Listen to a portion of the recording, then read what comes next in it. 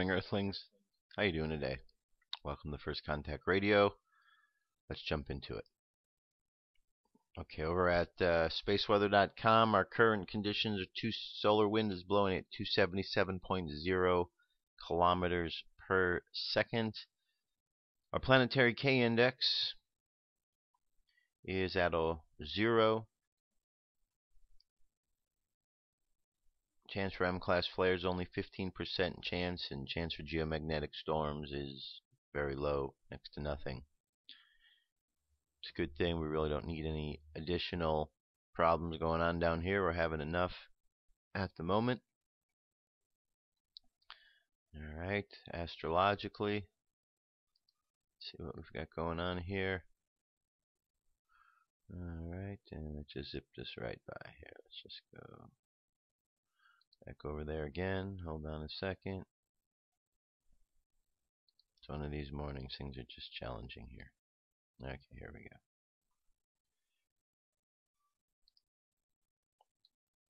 go. Okay, today we are right here. Our moon sign is in Taurus. Our sun sign is in Scorpio. So we have water on the outside. Water for the conscious mind. Unconscious mind is earth. Water and earth. And don't we have a situation of water and earth meeting today? We definitely do. Definitely do in the East Coast. Plenty of water has hit the earth. Now, the practical thing about the earth is learning practical way to maneuver and make one's way around through the water, through the emotions, the feelings. So that's what's going on today. A lot of waters from the depths coming up. Kind of like just what happened in New York. So there you go. That's what you got to deal with. Water, conscious mind, unconscious, earth. The next thing here, the Mayan Oracle, or our moon sign for today. It's a full moon for today. And our Mayan Oracle shows us today is a 12-tone day called the crystal tone of cooperation. The phrase is, I dedicate in order to create universalizing mind. I seal the output of vision with the crystal tone of cooperation. I am guided by the power of accomplishment. And check it out. We've made it to the last of the 10 days of intense period. So within that window of time, we've had a couple of doozies. We've had a 7.7 earthquake in England. We had a hurricane that hit the East Coast out here. We've had other earthquakes that were in the 6-point range around the world. Pretty intense period of time. Par for the course though, because we are a mere 52 days away from December 21st. So all of this could be par for the course. Alright. Very good. So that brings us to our first piece for today. As I just mentioned, we are 52 days away from the 21st of December. There's been a lot of talk by a lot of different ancestors on this planet, and we're coming to that time period that they referred to. We're in the time frame that they have referred to, and now we're coming to that particular date. So this is another piece on prophecy. This comes to us from Edgar Cayce's Association. Check it out. Here we go.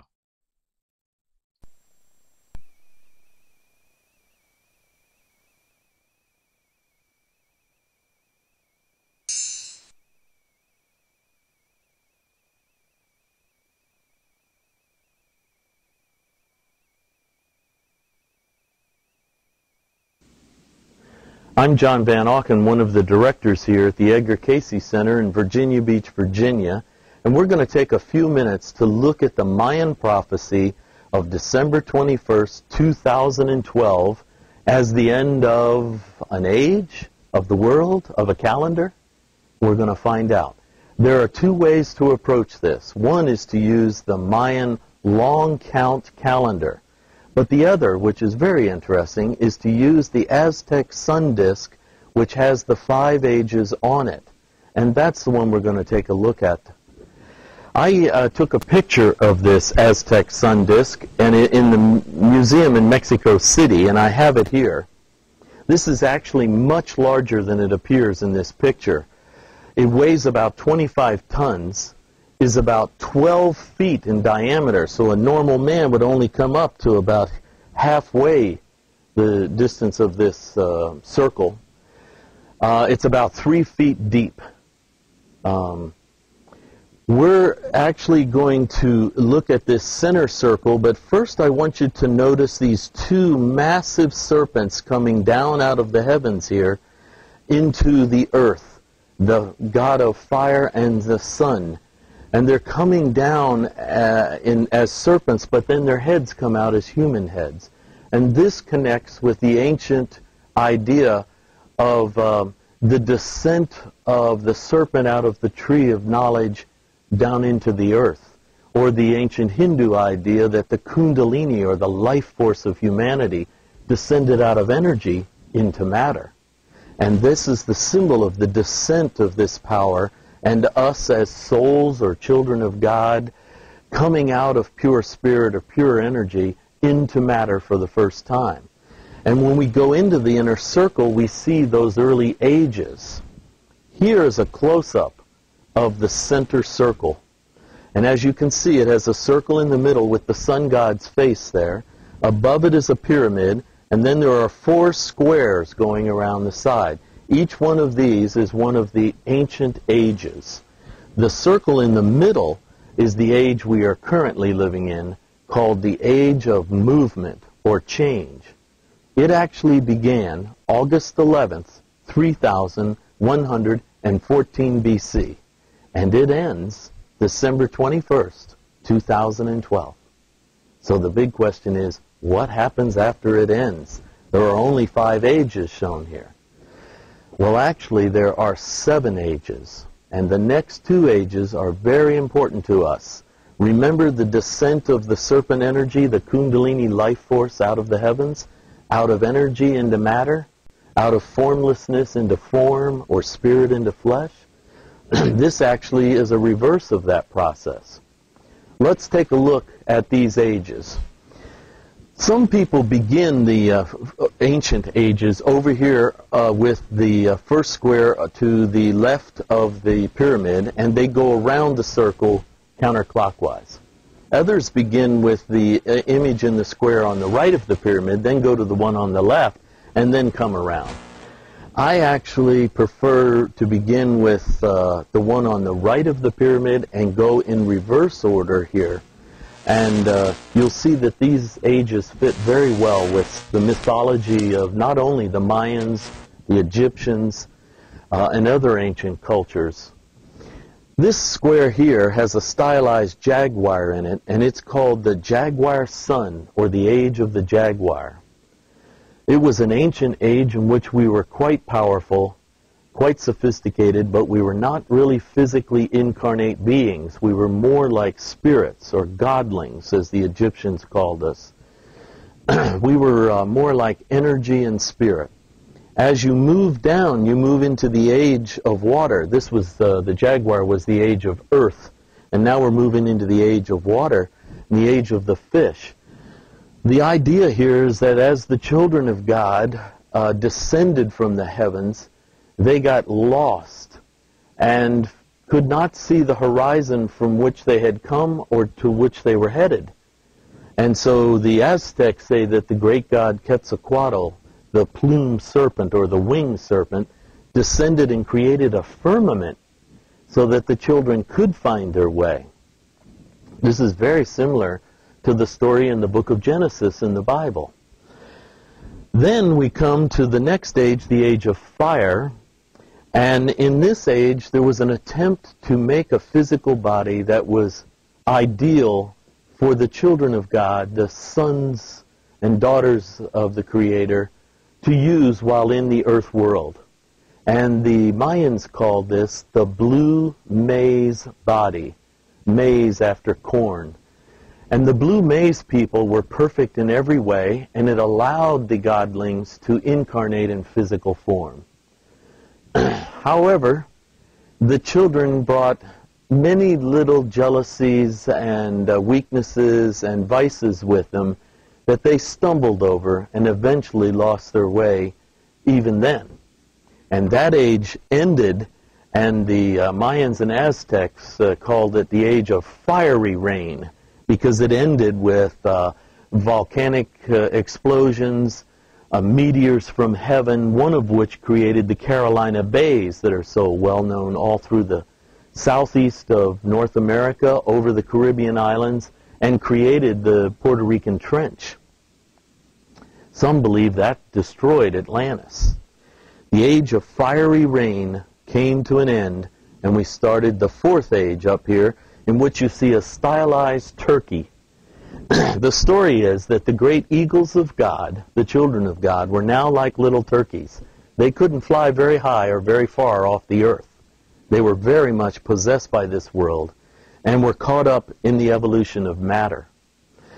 Here also, interestingly, the prophecy says that they began to use simian bodies, monkey bodies, to incarnate, which fits somewhat with what the story of evolution theorizes, that there was a break-off of chimpanzee or orangutan, which is about 98% the same genome structure as our own, though that 2% is very important difference, and that they may be the ancestors, physically speaking, not spiritually or mentally.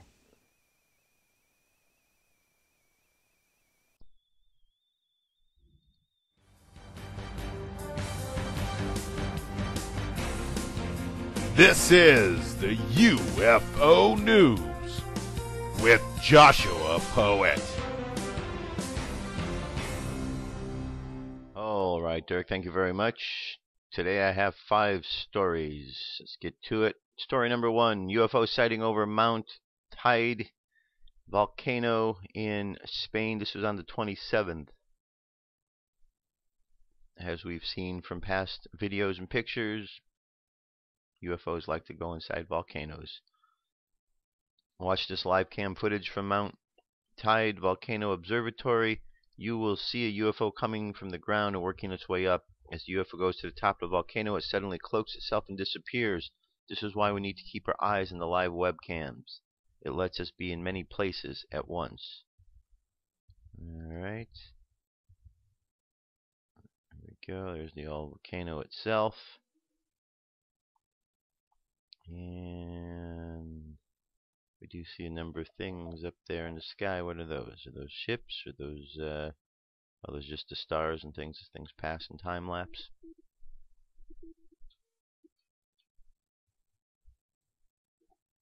Alright. Is that the object that just passed there? And we got something right there. We got another thing right above it here. Very interesting, above the volcano. So check out the video. Link will be available. You can check it up, enlarge the screen, see it better. Okay, this is over Hurricane Sandy, a view from the space station. I've seen many UFOs coming from the ISS over the last few years, but this one is rare, a UFO that is colorful. Most, if not all, UFOs seen in the past have only been white or gray. This is unique with its orange-red glow. It moves almost faster than the video cam can, which means its speed is faster than 30 frames per second. Now that's alien tech. Okay. There you go. We've not seen one like that up there. We've seen lots of space ones, just like he says, but they've all been the little orbs. They've not been these types before. Okay. So what is that is giving off that heat color like that? Good question. But guess what? It's not shooting down the ISS. Okay. Here's a UFO flying above Flamborough Cliffs in Bridlington, UK. A huge object recorded above the sky above Flamborough Cliffs, 9:15 p.m. Alright. Is that the moon? See as we back out. Yep, that is the moon right there.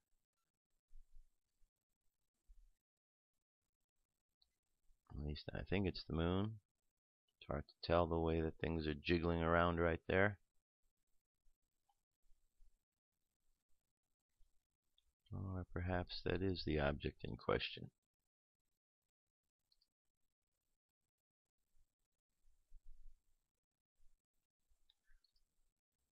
Apparently that is the object in question. It's high enough. Okay, there it goes, moving now.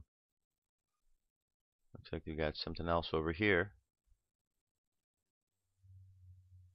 Alright, this is over Bridlington, UK. Moving from there over to Buenos Aires, Argentina. This was one recently. There we go, the single white light.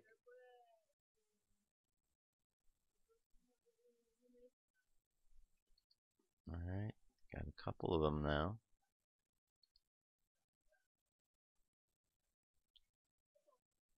Alright, that's over Buenos Aires.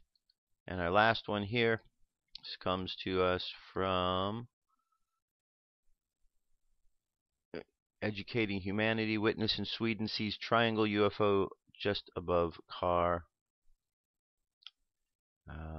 The UFO sighting and report was taken from the UFO.se and it dated the 28th. A few hours after I arrived in Mariestad after completing the course in Hallast, I got a phone call from Aftonbladet, who had been a very recent report about a man who had been on the road in the car from Västerås to Stockholm tonight. After a while, the man phoned me, still excited about what he had seen.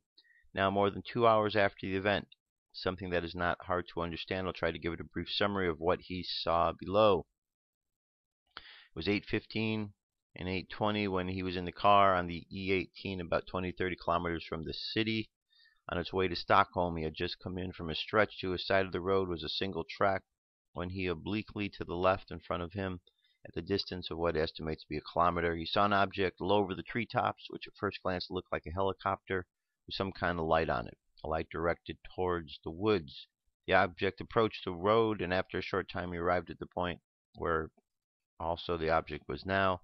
When the man had slowed down and drove maybe 30 miles per hour, he looked at the object and saw it was not a helicopter, without a black object, triangular, and 2 lamps at the rear. When I drove into the car in the ditch and hit the hazard lights and went into the car, he tells me, I stood behind the car and saw the object over the road, just 10 feet. It was so close I could have thrown a rock at it. Alright, there's no pictures here, just the image. And that is our UFO news for today. Also, the other day, I don't remember the city, but I searched through the different forums, and a lot of times in these different forums, you'll catch information that's pretty fresh, or people that are keeping an eye on these live webcams. So one of them said, go check out this one particular webcam because there was UFOs being seen. I don't remember what city it was, but I did go check, and I did happen to see 1, 2, 4 of them at that time. So, these cams are pretty handy. If you get an opportunity, check them out sometimes. Check them out. All right, I'll be right back. What if our government was responsible for some of the greatest crimes against this nation? Would you really want to know? These are big questions, but these questions deserve answers. It's time to demand the truth. People shouldn't be afraid of their governments. Governments should be afraid of them. 9/11 was an inside job. Kennedy was killed by the CIA. Jimmy Carter saw a UFO. Answers to secrets you need to know. So wake up, wake up, wake up, wake up. Wake up, wake up, wake up. Wake up, wake up, wake up, wake up. Wake up, wake up, wake up. All right, 9/11 was an inside job. Kennedy was killed by the CIA. Jimmy Carter saw a UFO, and it looks like Hurricane Sandy was man-made. Yep, another one of those things that fits right into there. Here's an interesting piece. Remember how the Hurricane Sandy simulation, it was done in 1997. It was named after this woman named Sandy. Apparently she must have been ahead of the particular project that she was working on. They got their information from the National Hurricane Center down in Miami. They then took this information. It was part of a training seminar. They took this information, created the simulation, using the information provided to them from the 1938 hurricane that hit Rochester and Long Island, I believe, up in that area. So, Hurricane Sandy, a simulation about what would happen if a hurricane hit that area. That was done in 1997. Yesterday, we know what happened. The big hurricane hit out there, and as the news was on, one of the news analysts actually said, it looks like the pressure from this storm is greater than or like it was or worse than it was in 1938. And as soon as I heard that, my ears perked up, and it's like, there's no way. What are the coincidences? What are the odds that this gentleman here, this reporter on the news, pointed out 1938, which happens to be the date when the information was used in the simulation of a hurricane, just like a hurricane that's hitting the coast now. A little too weird, you know? Did what I say make sense? I think you get the idea. It's just very weird. But again, this is what goes on. The signs are out there. I talk to people all the time, and they are afraid to listen to this information, or they're talking too fast to even stop to hear the information. And if they would just listen and hear, they would realize that these signs are all over. And that's what myself and others are saying. Stop, look, and listen, right? Stop what you're doing, look around, take a deep breath, and pay attention, because the signs are all over of what is happening. A little article here about hurricanes, a little article here about this type of stuff, a little article here. By themselves, they don't mean anything, but you put all these stories together, and they're all pieces of a puzzle. Very important pieces of a puzzle. Now, here is a story that tells us, this comes to us from the zerohedge.com. It tells us 670,000 are without power now. Good news that no workers are trapped. The bad news is between 14th Street transformer explosion and the flooding and damage elsewhere, there are 670,000 people without power, and over 230,000 of them are in Manhattan. Con Ed says underground substations could be up in 3 to 4 days. Con Ed says it will take longer to repair the ground stations. Con Ed says it would be a week. Could be a week for restoration. This is the largest storm-related outage in Con Ed history. Full list of current outages in New York City. It is right here, and you can see.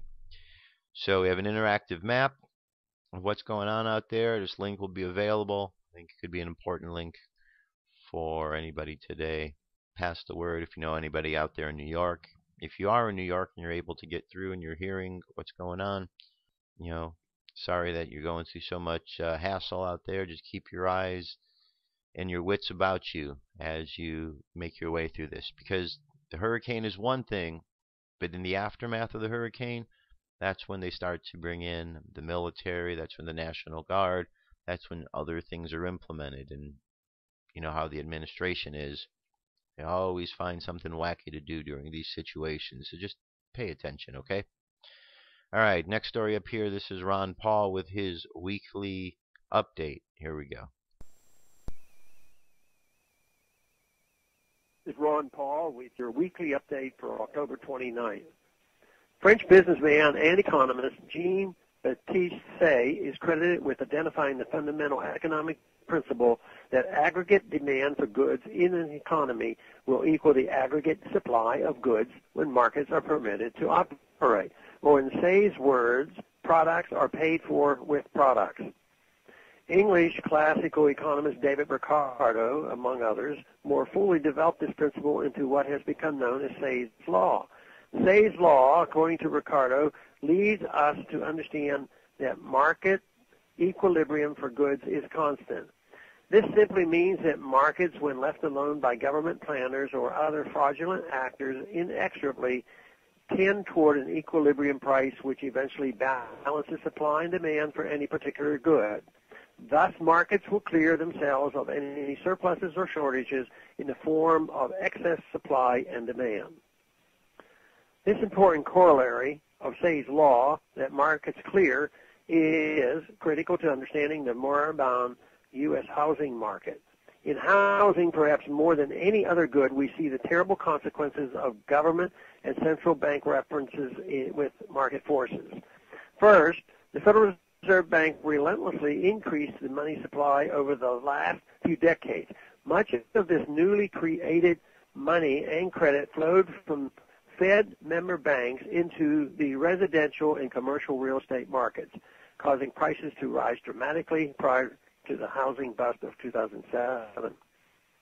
At the same time, the Fed systematically suppressed interest rates for decades. This led to tremendous malinvestment both by home builders and individuals, and encouraged the seedy subprime mortgage industry to make non-viable loans that would not have been made under market interest rates. Congressional meddling in the mortgage market also added tremendously to the problem. Inane legislation like the Community Reinvestment Act literally forced banks to make thousands of loans to bad credit risks. Similarly, Fannie Mae and Freddie Mac put taxpayers on the hook for millions of mortgages that never would meet market underwriting criteria. And of course, the real estate and home builder lobbies made sure mortgage interest debt, unlike most personal debt, remains tax deductible.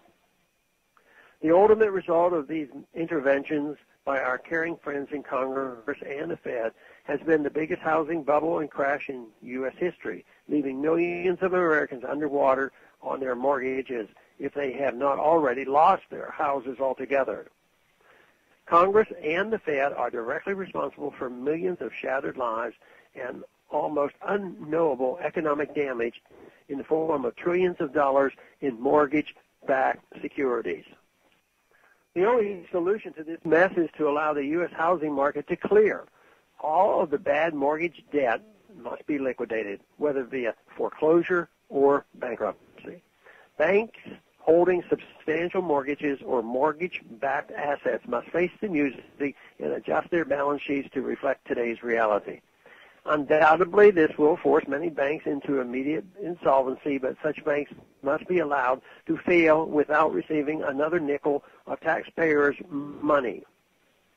Banks took the risk and made money during the bubble years. Those who exercise bad judgment now must accept the consequences of their actions. Never in American history have we needed to adopt the policy of laissez-faire more desperately. Never has government seemed more determined to artificially prop up an industry. But only by allowing the housing market to clear can we hope to rebuild our shattered economy from a stable foundation. Clearly, there will be pain in the short term, but we owe it to younger Americans and future generations to allow the reemergence of a rational housing market. Thanks for calling this update. A new update is placed on this number, 888-322-1414, every Monday. The written text can be found on my website, www.house.gov/Paul, under the heading Texas Straight Talk. Thanks for calling. All right, more wise words from Dr. Paul. Continuing on. All right, this here is Brother Nathaniel, and it's called The Obama Hoax Finally Revealed. Brother Nathaniel always has some good information, so I'm sure this is no different. Here we go. It was a group of wealthy Chicago Jews back in the 90s, some with strong socialist views, with a plan to make Obama America's first black president. Employing the help of Jewish ad man David Axelrod, Obama's Jewish handlers Bailouts Saltzman, Abner Mikva, Penny Pritzker, Lester Crown, and Valerie Jarrett finally got their man into the White House. And now, after 4 years as president, Obama is still hell-bent on keeping his record sealed. But just last week, Donald Trump blew the lid off once again with an offer Obama should not have refused. President Obama is the least transparent president in the history of this country. There's never been anything like it. We know very little about our president. I'm very honored to have gotten him to release his long-form birth certificate, or whatever it may be. Now, many people have questions, and very serious questions. I have a deal for the president, a deal that I don't believe he can refuse, and I hope he doesn't. If Barack Obama opens up and gives his college records and applications, and if he gives his passport applications and records, I will give to a charity of his choice, Inner City Children in Chicago, American Cancer Society, AIDS research, anything he wants, a check immediately for $5 million. The check will be given within 1 hour after he releases all of the records so stated. Well, Obama may laugh it all off with Jay Leno. What's this thing with Trump and you? It's like me and Letterman. What has he got against you here? I don't get it. You know, this all dates back to when we were growing up together in Kenya. Yeah.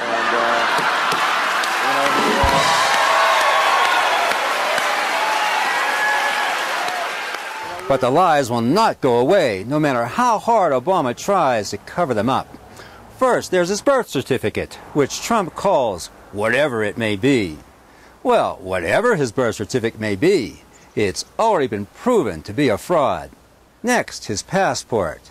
Now, why won't Obama make it public? Because his original passport would reveal his citizenship is from Indonesia, not America. That's why. You see, Obama's mother, Ann Dunham, when 17 and already a radical leftist, moved with her parents from Seattle to Hawaii in 1960, where she enrolled at the University of Hawaii.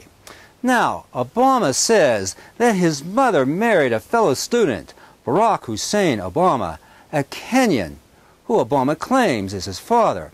But Michelle Obama told NBC in 2008 that Obama's mother was very single when she had him. And according to the groundbreaking film, Dreams from My Real Father, it's Frank Marshall Davis, a communist agitator living in Hawaii in the 60s, who sired baby boy Obama and his political agenda. The film shows racy pictures of Obama's mother, photographed by Davis, indicating an intimate and illicit relationship between the two, which soon found Ann Dunham pregnant with a biracial baby boy, who she would name Barry. Her parents, wishing to sever any connection between Davis and their pregnant daughter, ship her off to Blaine, Washington to her aunt. Soon, she would give birth to Obama, most likely in a nearby Canadian maternity ward, on August 4th, 1961. Not surprisingly, Obama resembles Davis much more than he does the made-to-order Kenyan father. Facial similarities between Davis and Obama abound, striking and quite remarkable. After a stint at the University of Washington, Ann Dunham moves back to Hawaii with little Barry and re-enrolls at the University of Hawaii, where she meets and marries an Indonesian student named Lolo Sotoro in 1965. In 1967, Sotoro packs his family off to Indonesia and adopts Obama as his son so that he can attend public school there. Thus, Obama's original passport would state Indonesia as its issuing country and Barry Sotoro as the citizen's name. Next, we come to Obama's college records. Obama arrives at Occidental College in 1980, at which he later admits he was not a very good student, smoking lots of pot and doing lots of parties. Then he supposedly transfers to Columbia University in 1981, whose high academic standards were apparently lowered to admit Obama. A former classmate, Wayne Root, who like many others doesn't remember seeing Obama, says that the only way Columbia would have admitted Obama would be as a foreign exchange student. I was a pretty connected guy. I knew a lot of people. I knew pretty much everyone I thought in the political science department. I never met him. I never saw him. I never heard of him. No one that I know at Columbia ever met him, ever heard of him, or ever saw him. There's an easy track that gets you into an Ivy League school, and you don't have to compete like a guy like me. I was valedictorian in my high school, top 1/2 of 1% SAT scores. You don't have to do that if you're a foreign exchange student. Let's go back to Trump's original offer. Trump is $5 million sure there's fraud going on. And Obama, that sealing his records is worth more than any amount of money Trump can give, even though it would help a lot of needy people. Either Obama really doesn't care about helping people after all, or there's something in his records he doesn't want us to see.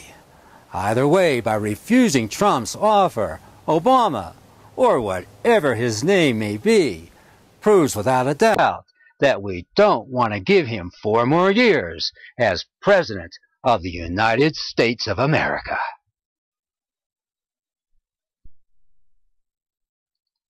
All right, so there you go. Another bit of good information on the whole the abomination. Abomination. Okay, here's another Obama story. Obama accepts Osama bin Laden donations. Using a Pakistani internet protocol and proxy server, a disposable credit card, and a fake address, Osama bin Laden has successfully donated twice to Barack Obama's presidential re-election campaign. The bin Laden donations actually made by WND staff included a list occupation of deceased terrorist chief and stated employer of Al-Qaeda.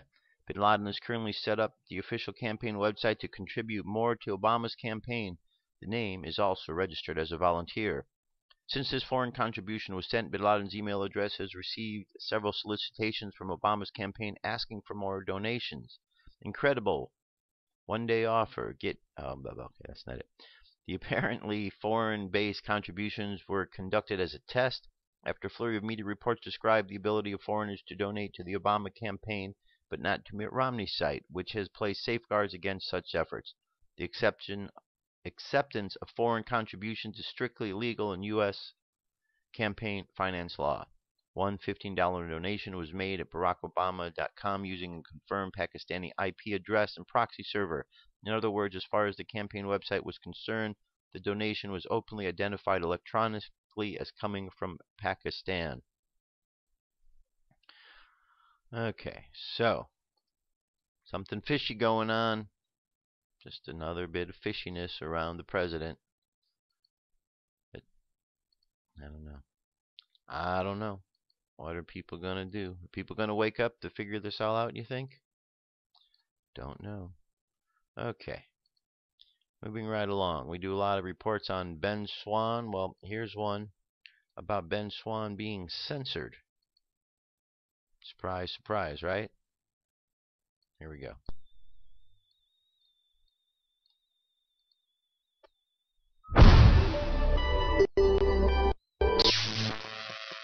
Hey, welcome back everyone. I am Matt Larson, and today while I was looking through some of my YouTube subscriptions, just seeing how things are going, I noticed that the Ben Swann page, where he featured his videos Reality Check, all of his videos of Reality Check have been removed.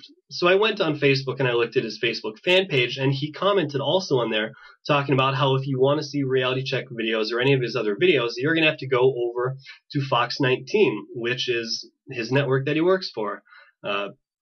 And the wheels kind of got turning in my head, and it kind of made me think that possibly some of the people up above that he works for are not very happy on how fast he's grown and where the majority of his hits are coming from. And it's got to be YouTube. He's huge on YouTube. I mean, Ben Swann has been one of the best voices for liberty, and I have a feeling that they pressured him a little bit to stop that, to stop posting on YouTube and to have them coming to the sites, because it's all about money when it comes to advertising.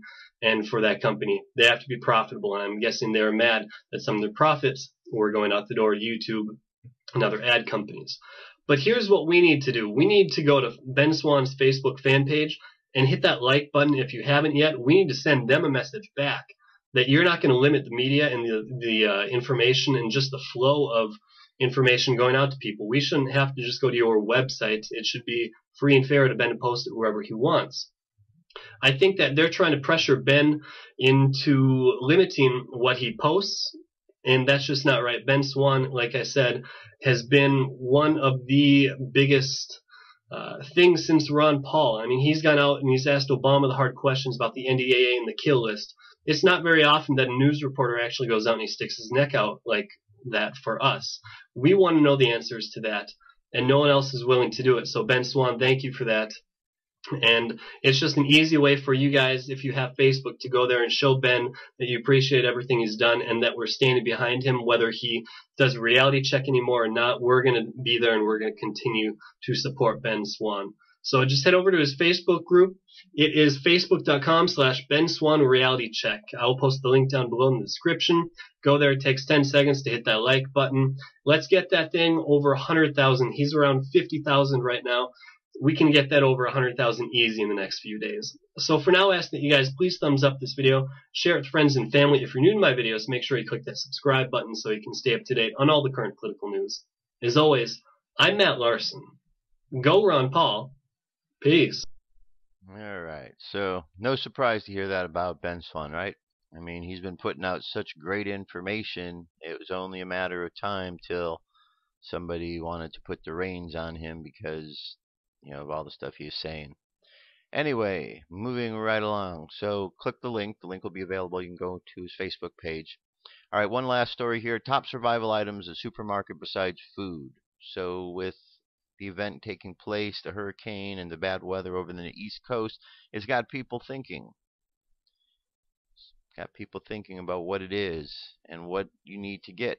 So here are some important things that, other than food, to consider. A first aid kit. Most grocery stores these days have pre-made first aid kits, which are usually worth buying because they're easy to store and have diverse items in them. However, picking up extra items like bandages, creams, antibiotics, bug sprays, they're helpful. Medicine, if you have prescriptions, have at least 1 month's worth on hand. Vitamins, same thing there. Baking soda has over 500 practical uses, from deodorant to toothpaste. It's soaps and so much more. Toiletries, make sure you have the toiletries. Very important. Feminine products, toilet paper, things like that. You don't normally think about it, but if a situation arises and you don't have power and you don't have toilet paper, what are you going to do?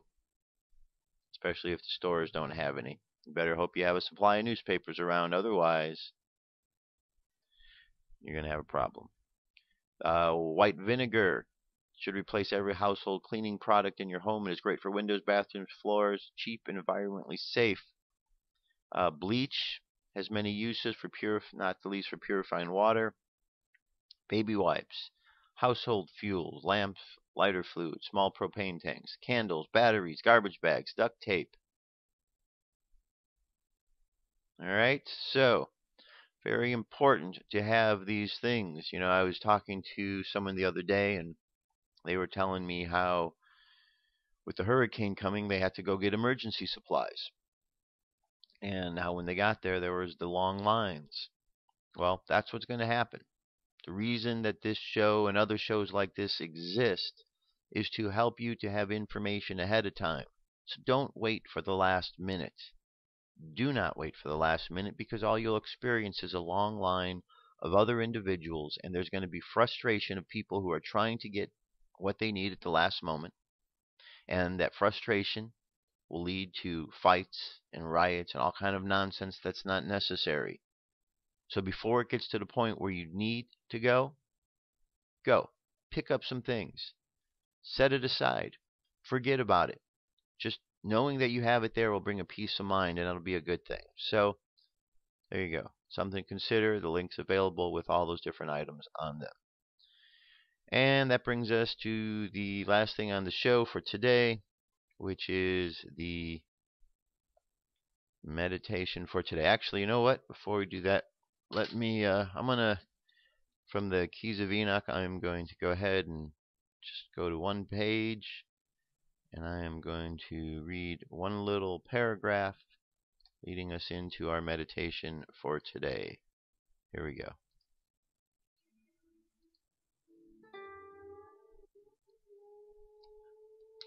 Alright, opening up the book. Okay, let's see where we're going. Right there.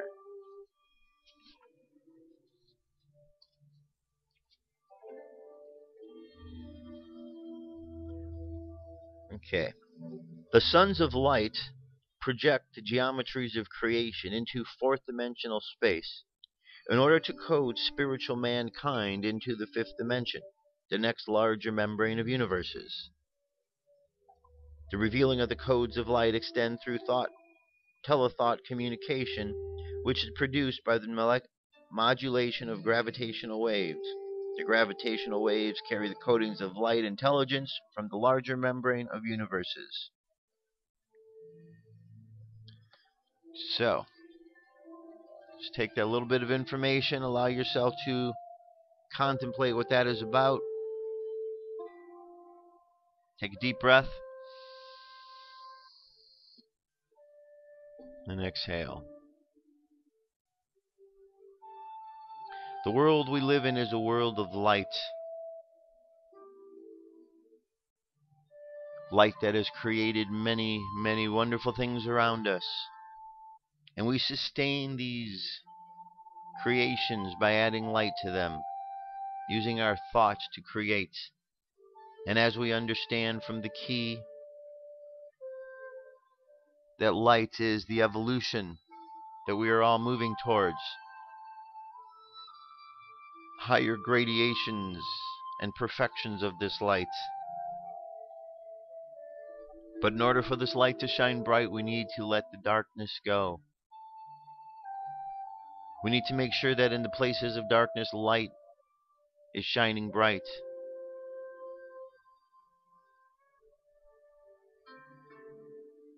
We need to understand that we are all part of this process of life together. And when we learn to work together, we accomplish many wonderful things.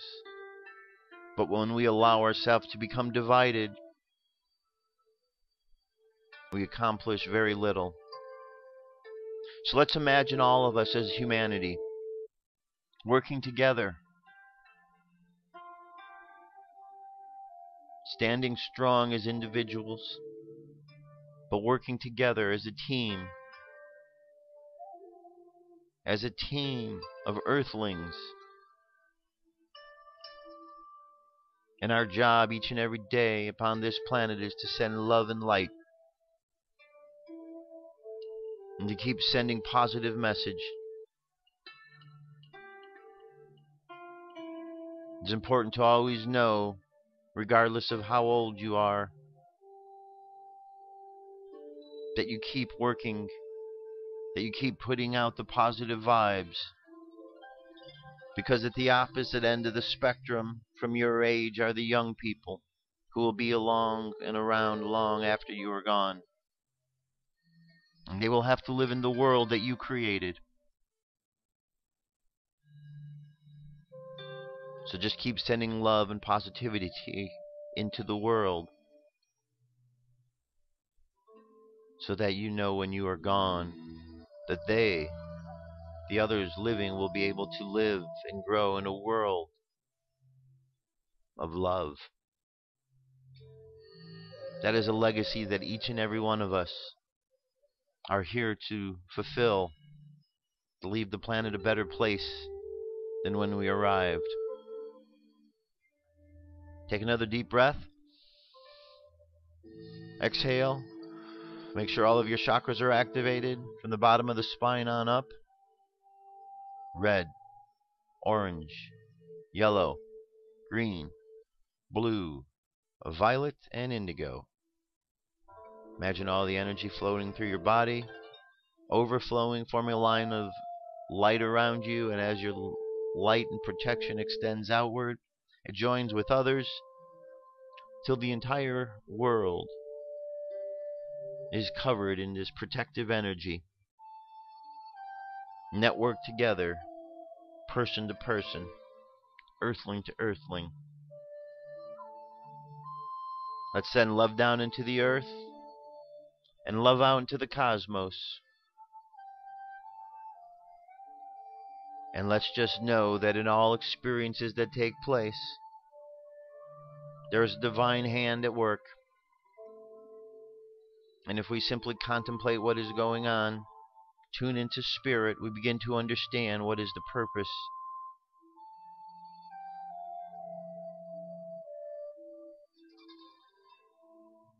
Now, take a deep breath. Let's bring our energy and attention back to the present moment on the count of 3. 3, coming back to the present moment filled with confidence. 2, coming back to the present moment filled with faith. And 1, coming back to the present moment happy, healthy, and whole. Happy, healthy, and whole. All right, there you have it. It's the end of our show. If you're out there on the East Coast, be safe today. Be smart. As I said before, keep your wits about you. It's important to keep your wits about you. There's a lot of people that are inconvenienced during this storm and during what's going on now and will be. So the calmer people can be and the more in touch you are with spirit, the better you're going to be able to get through this situation. And for those around the world who are not affected by this, let's just keep sending positive vibes to the people out there dealing with this so they can get through their situation as smoothly and as painlessly as possible. We're all in this together, my friends, so let's just always find a way to help each other out. We don't have to be there in person. We can do it spiritually, psychically, telepathically. Those are gifts and skills we have. Let's practice using them. I'll be back tomorrow with more news information. Have a great day. I'll talk to you soon. Peace. I'm out of here.